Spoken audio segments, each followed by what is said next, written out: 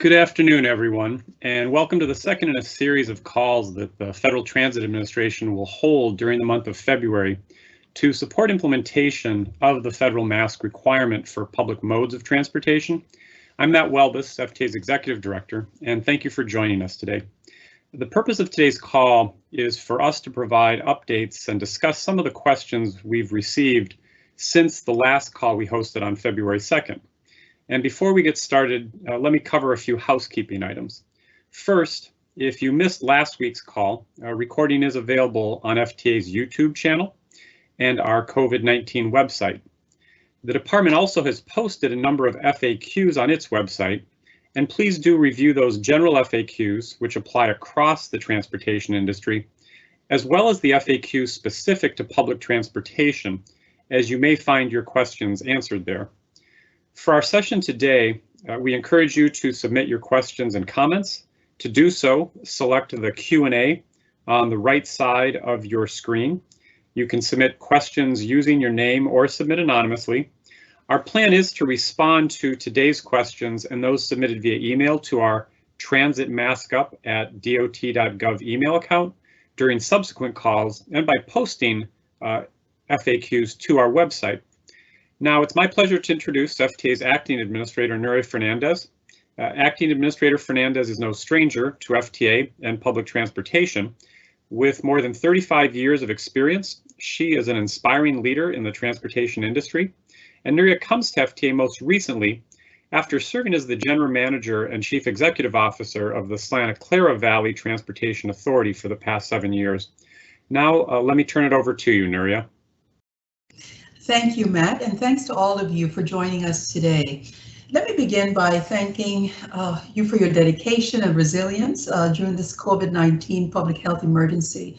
We greatly appreciate your commitment to providing transportation to everyone during these unprecedented times. So we're here today to discuss President Biden's executive order to promote safety during the COVID-19 public health emergency in domestic and international travel.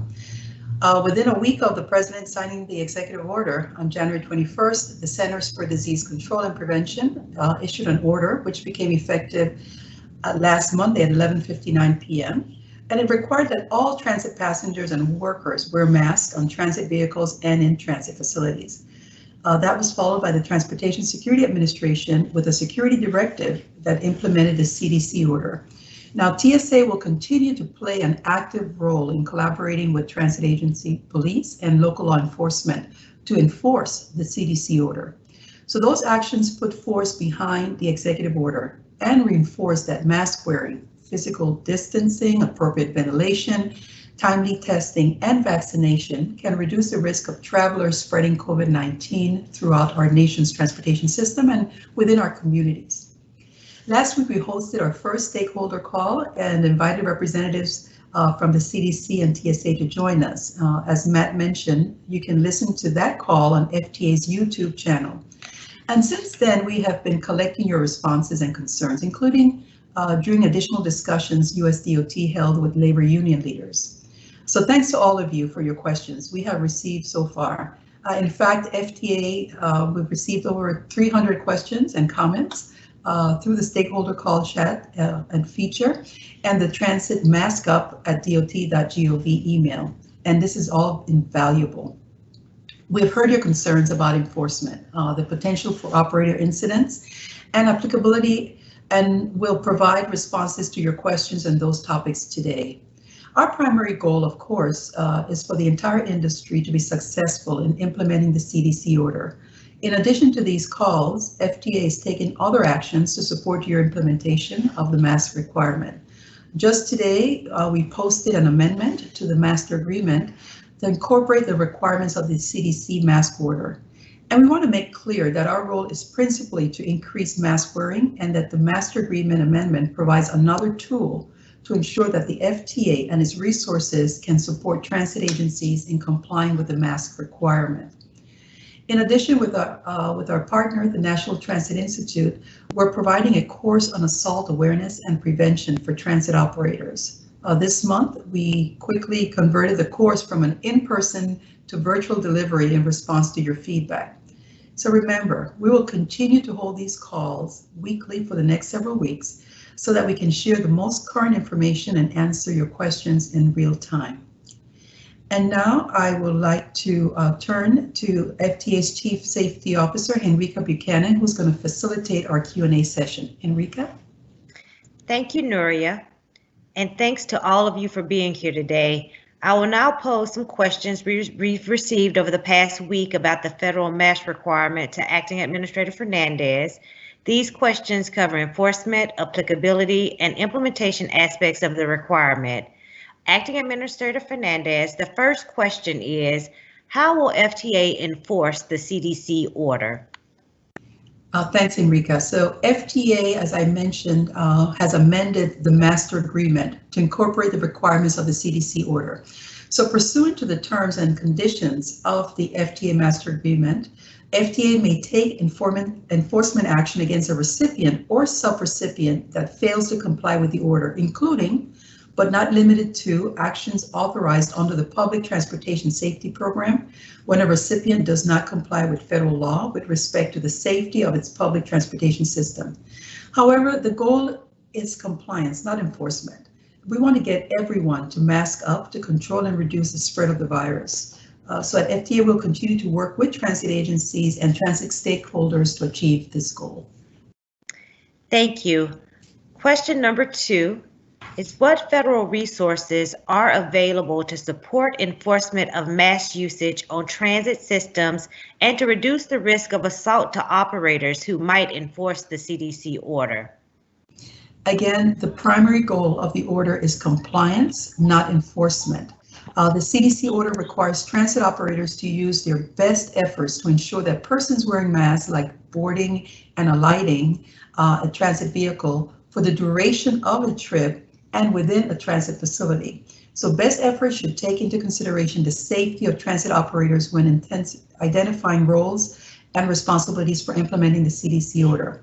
FTA recipients may use the $39 billion in Coronavirus Aid, Relief, and Economic Security Act, or the CARES Act, and the Coronavirus Response and Relief Supplemental Appropriations Act funds to implement the CDC order.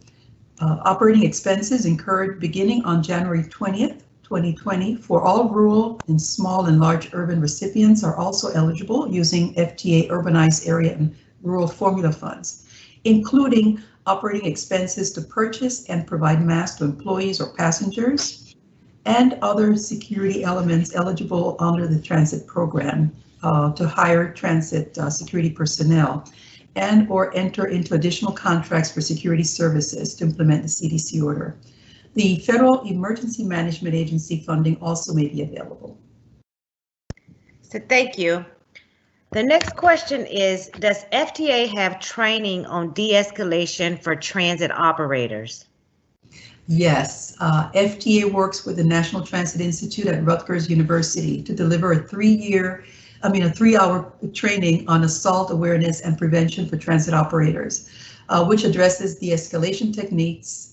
As I mentioned, virtual offerings of this training will become available this month, and I will continue through March and as needed thereafter. The goal of the course is to give bus operators in the transit industry the knowledge and skills to reduce the likelihood of assault incidents. The course includes learning activities and scenarios focused on passenger mask wearing, prevention technique strategies focused on communication and response skills, and the value of reporting incidents. To register for the course, please visit the NTI website.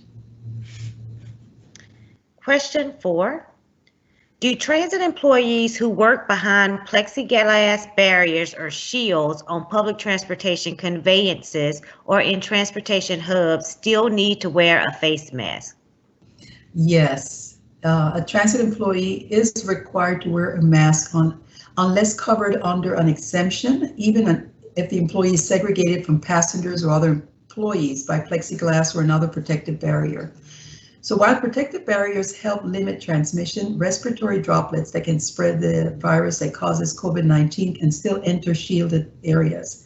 So masks provide an additional and necessary layer of protection against transmission. Thank you. Question number 5. Can transit workers and passengers wear a face shield instead of mask? Face shields do not fulfill the requirements of the order. Face shields may be worn in addition to a mask that fulfills the requirement of the order, but face shields may not be worn instead of a mask. A face shield is effective at protecting the person wearing it from splashes to the face, particularly the eyes, but face shields do not protect others from respiratory droplets exhaled by the wearer. A face shield worn without the mask also does not protect the person wearing it from inhaling respiratory droplets. Thank you. Question 6. Does the mask requirement apply to employees in transit maintenance and operations facilities? Yes, transit employees must wear masks while on public transportation conveyances and at transportation hubs. The starting point is that everyone should be wearing a mask, and employees are broadly required to wear masks by the CDC order. So as applied to transit, public transportation conveyances are transit vehicles being used in revenue service. A transportation hub is any location where people gather to wait, board, or disembark public transportation, such as a bus and ferry terminals, train and subway stations, and rideshare pickup location. It also includes any facility directly involved in provided transit service, such as a ticket sales office, vehicle maintenance facilities, vehicle cleaning facilities, operations control centers, electric vehicle charging facilities, operator break areas, and fueling facilities. The CDC order broadly requires persons to wear masks whenever possible, particularly in any transit facility or location where persons are not alone. Employees must wear a mask while on the premises of a transportation hub, unless they are only in the public, in the work area, such as in a private office. The CDC order exempts from the mask requirement persons for whom a mask would create a risk to workplace health, safety, or job duty as determined by the relevant workplace safety guidelines or federal regulations are not requiring wear a mask. FTA encourages transit agencies to implement mask policies in all areas of the organizations, including those areas where masks are not required to be worn under the CDC order. CDC has developed specific guides for rail and bus transit employees to protect transit workers in the workplace. In addition, the Occupational Safety and Health Administration issued guidance named Protecting Workers, Guidance on Mitigating and Preventing the Spread of COVID-19 in the Workplace, to help identify risk of being exposed to COVID-19 in workplace settings and to determine any appropriate control measures to implement, which could be informative to the use of masks in transit offices and facilities. So thank you. Our last question is, does the mask requirement apply in administrative facilities? No, the CDC mask order does not apply in purely administrative facilities that are not located in a transportation hub. Administrative facilities include, for example, executive offices and construction field offices that are not located in a transportation hub. However, other jurisdictions have stricter public health orders that would need to be complied with at local levels. CDC and FTA nevertheless strongly encourage transit agencies to implement mask policies in all areas of their organizations, including those areas where masks are not required to be worn under the CDC order. So thank you, Acting Administrator Fernandez, and I hope that we've been able to provide more clarity for our transit systems on implementing this federal requirement with the question and answers that we've shared today. I want to remind our listeners to send their questions to transitmaskup@dot.gov. That's transitmaskup@dot.gov. I will now turn back to you, Acting Administrator Fernandez, to close out the call. Thank you, Henrika, and thank you, Matt, as well, for organizing today's session. And of course, thanks to all our transit stakeholders for your time today. I just want to once again reiterate that under Secretary Buttigieg's leadership, the Biden administration will continue to make safety our #1 priority throughout the transit industry. Again, we're dedicated to keeping transit workers and passengers safe, and this mask requirement will help us support that goal. We look forward to hosting the next call on Tuesday, February 16 at 3 p.m. In the meantime, continue sending us your questions and please check the DOT website for updated FAQs. Be safe and thanks again. This concludes today's session. Thank you all for joining.